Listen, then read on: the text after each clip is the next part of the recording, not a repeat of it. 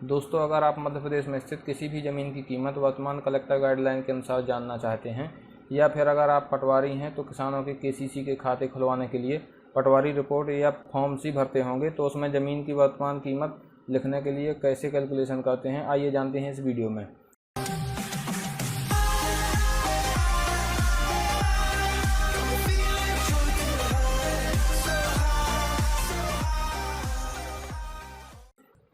तो इसके लिए हमको सबसे पहले अपने गूगल के सर्च बॉक्स में जाना है और टाइप करना है MPIGR। तो इसमें रजिस्ट्रेशन एवं स्टाम्प विभाग की वेबसाइट ओपन करना है www.mpigr.gov.in। इसकी लिंक मैंने डिस्क्रिप्शन में भी दे रखी है। और इसमें सबसे पहले हमको गाइडलाइन देखें, इसमें क्लिक करना है। तो हम वर्तमान गाइडलाइन 2020-21 इसको डाउनलोड करेंगे। इसके बाद हमको अपना ज़िला चुनना है, किस ज़िले की गाइडलाइन हम देखना चाहते हैं। जैसे मैं कटनी ज़िला चुन रहा हूं, तो इस तरह से हमारी गाइडलाइन पूरी डाउनलोड हो जाएगी हर एक गांव की। जैसे इसमें कुल 213 पेज हैं। तो इस गाइडलाइन में सबसे पहले हमको मिलता है क्रमांक, उसके बाद मोहल्ला या फिर कॉलोनी, सोसाइटी, सड़क या फिर गांव का नाम, उसके बाद है भूखंड। तो भूखंड का हम वर्ग मीटर में नापते हैं, इसलिए स्क्वायर मीटर दिया है। इसी तरह आवासीय भवन वर्ग मीटर में है, व्यवसायिक भवन वर्ग मीटर में है, बहुमंजिला इमारत इसकी भी वर्ग मीटर में रजिस्ट्री होती है, कृषि भूमि हेक्टेयर में होती है, कृषि खंड वर्ग मीटर में। तो कृषि भूमि जो हेक्टेयर है और कृषि भूखंड वर्ग मीटर, इसमें अंतर ये होता है कि अगर रकबा 3 आरे से कम है, यानी 0.03 हेक्टेयर अगर ज़मीन है कृषि भूमि जो वर्तमान में है, और अगर उससे कम की रजिस्ट्री हम कराते हैं 0.03 हेक्टेयर से, तो वो भूखंड में शामिल की जाती है और उसमें रजिस्ट्री का कैलकुलेशन भूखंड के हिसाब से होता है। वर्ग मीटर में उसकी ज़मीन की नाप लिखी जाती है। और अगर 3 आरे से ज़्यादा रकबा होता है तो उसका कैलकुलेशन हेक्टेयर में किया जाता है। तो चलिए मैं एक गांव ले लेता हूं और उसमें आपको समझाता हूं कैसे इसका कैलकुलेशन करते हैं। तो जैसे मेरे पास एक गांव है नया खेड़ा, ये तहसील रीठी, उपक्षेत्र नॉन प्लानिंग एरिया, और संख्या या वार्ड पटवारी हल्का नंबर 1, यानी नया खेड़ा जो गांव है वो पटवारी हल्का नंबर 1 है। इसमें भूखंड अगर आवासीय है तो उसका रेट है 400 रुपये प्रति वर्ग मीटर। व्यवसायिक है अगर भूखंड तो 600 रुपये प्रति वर्ग मीटर है। वहीं औद्योगिक है अगर तो 400 रुपया प्रति वर्ग मीटर है उसका रेट। इसी तरह आवासीय भवन है तो अगर RCC का मतलब अगर भवन जो अभी वर्तमान में बना हुआ है, अगर हम उसकी रजिस्ट्री कराना चाहते हैं और उसकी छत RCC यानी कि लेंटर वाली छत है, जिसमें रेत, सीमेंट और गिट्टी का मसाला भरा हुआ होता है, तो वो RCC कहलाती है। और RBC यानी कि रेनफोर्स्ड ब्रिक, जो ब्रिक यूज होती है RCC के बजाय, तो उसकी कीमत 4400 रुपया प्रति वर्ग मीटर है। RCC और RBC में अंतर क्या है आप देख सकते हैं इस फोटो में। इसके बाद टीन छाया, अगर मकान में टीन शेड है तो उसका रेट है 3200 रुपये प्रति वर्ग मीटर। इसी तरह कच्चा घरेलू है अगर तो 2800 रुपये प्रति वर्ग मीटर उसकी कीमत होगी। इसके बाद है व्यवसायिक भवन, वर्ग मीटर में इसकी भी नाप होगी। यदि वर्तमान में दुकान है और हम उसकी रजिस्ट्री कराना चाहते हैं तो उसका रेट 9000 रुपये प्रति वर्ग मीटर होगा। अगर कार्यालय है तो उसका रेट है 7800 रुपये प्रति वर्ग मीटर। इसी तरह गोडाउन का रेट 7800 रुपये प्रति वर्ग मीटर है। अगर बहुमंजिला इमारत है यानी मल्टी स्टोरी बिल्डिंग जिसमें फ्लैट होते हैं, तो अगर आवासीय है तो उसका रेट है 4200 रुपये प्रति वर्ग मीटर। और अगर व्यावसायिक उपयोग है तो उसका रेट है 6200 रुपये प्रति वर्ग मीटर। इसी तरह कृषि भूमि है, अगर सिंचित भूमि है तो उसका रेट है 4,10,400 रुपये प्रति हेक्टेयर, और असिंचित भूमि की कीमत है 2,28,000 रुपये प्रति हेक्टेयर।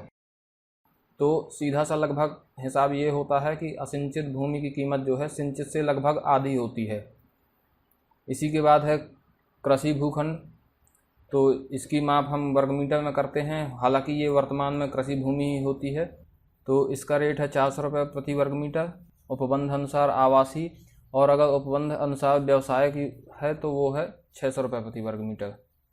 तो जैसे अगर मेरे पास 62 आरे ज़मीन है यानी कि 0.62 हेक्टेयर, और अगर ज़मीन सिंचित है और कृषि भूमि है तो उसका कैलकुलेशन हम कैसे करते हैं, उसकी कीमत वर्तमान कलेक्टर गाइडलाइन के अनुसार क्या होगी। तो हम यहाँ पर लिखेंगे 1 हेक्टेयर यानी 1.00 हेक्टेयर, इसकी कीमत है 4,10,400 रुपये। तो 62 यानी 0.62 हेक्टेयर इक्वल टू आएगा 4,10,400 रुपये बटा 1.00 इंटू 0.62। इनका कैलकुलेशन करने पर आएगा 2,54,448 रुपये। तो इस तरह से हम कैलकुलेशन करते हैं वर्तमान कलेक्टर गाइडलाइन के अनुसार किसी भी ज़मीन का। तो चलिए इसी तरह मैं आपको एक भूखंड की गणना करके बताता हूँ कि स्क्वायर फुट में इसकी गणना कैसे करते हैं। तो जैसे एक आवासीय भूखंड की गणना करना है जिसका रेट है 400 रुपये प्रति वर्ग मीटर। तो हम इसको पहले वर्ग मीटर को वर्ग फीट में कन्वर्ट करेंगे। तो इसके लिए हम कैलकुलेटर के कन्वर्टर में एरिया कन्वर्टर चुनेंगे, एक स्क्वायर मीटर और दूसरा स्क्वायर फुट। तो एक स्क्वायर मीटर बराबर 10.76 स्क्वायर फुट। तो इस तरह से हम अब गणना करेंगे। एक वर्ग मीटर बराबर 10.76 वर्ग फुट। तो एक वर्ग मीटर की वैल्यू है 400 रुपये। तो 400 रुपये इक्वल टू होगा 10.76 वर्ग फुट। अब हम एक वर्ग फुट की गणना करेंगे तो 400 बटा 10.76 इक्वल टू एक वर्ग फुट। अब इसका भाग देंगे तो आएगा 37.17 रुपये प्रति स्क्वायर फुट। तो इस तरह से ज़मीन की कैलकुलेशन करते हैं स्क्वायर फुट में। अभी आपको लग रहा होगा कि ये 37 रुपये प्रति स्क्वायर फुट ज़मीन बहुत सस्ती है। तो मैं आपको बता दूं ये कोई सिटी की ज़मीन नहीं है। ये नया खेड़ा एक गांव है जहां पर ज़्यादातर ज़मीनें असिंचित हैं, इसीलिए इसका रेट इतना कम है। शहरों में ज़मीनें होती हैं जो 1000-1500 स्क्वायर फुट से शुरू होती हैं ज़्यादातर। दूसरी एक बात और होती है, जो हम ज़मीन ख़रीदते हैं वो मार्केट वैल्यू पे नहीं ख़रीदते हैं, वो उधर के ओनर की मर्ज़ी के हिसाब से होता है वो किस रेट से हमको बेचता है। बाकी जो हम स्टाम्प ड्यूटी चुकाते हैं वो हमारे इस कलेक्टर गाइडलाइन के अनुसार मार्केट वैल्यू पे चुकाते हैं।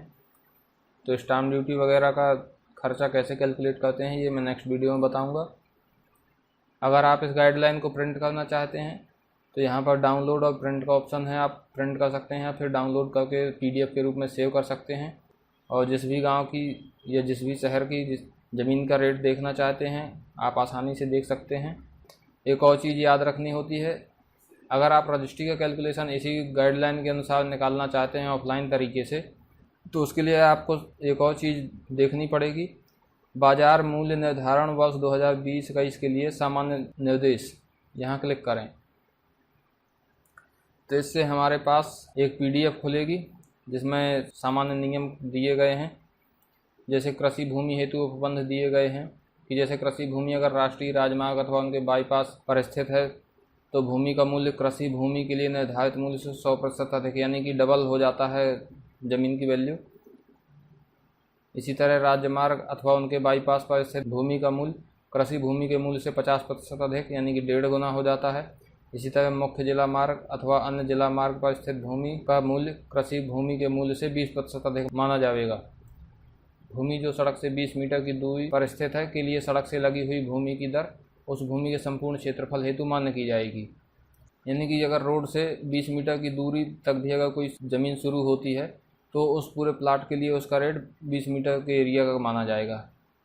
इसी तरह और भी नियम है इसमें, ये नगर निगम के लिए है जैसे। इसी तरह 4 बड़े शहरों को छोड़कर उनके लिए है, ये नगर पालिका के लिए है, नगर परिषद के लिए है। जैसे भूमि का क्षेत्रफल, जब भूमि का क्षेत्रफल 300 वर्ग मीटर अथवा इससे कम हो तो उसके लिए विकसित भूखंड आवासीय व्यवसायक है तो उसकी जो दर होगी वो क्या होगी व्यवस्थित कृषि भूमि के लिए। इसी तरह अव्यवस्थित कृषि भूमि के लिए। तो रजिस्ट्री के खर्चा की जो गणना होती है वो इन्हीं नियम कानून के अनुसार होती है। जैसे अगर कॉर्नर में कोई ज़मीन है तो उसका रेट अलग होता है, अगर रोड के किनारे है तो उसका रेट अलग होता है। तो इसी के सारे नियम कानून इसमें दिए गए हैं, आप इन्हें इन PDF से पढ़कर समझ लें। तो इस वीडियो में आपने जाना कि किसी भी ज़मीन की शासन द्वारा तय की गई कीमत कैसे निकालते हैं। नेक्स्ट वीडियो में आप जानेंगे कि किसी भी ज़मीन की रजिस्ट्री का कुल खर्चा ऑनलाइन कैसे कैलकुलेट करते हैं। तो इसी तरह की जानकारी पाने के लिए आप हमारे चैनल को सब्सक्राइब करें और अगर वीडियो अच्छा लगा हो तो इसे लाइक और शेयर करें। धन्यवाद।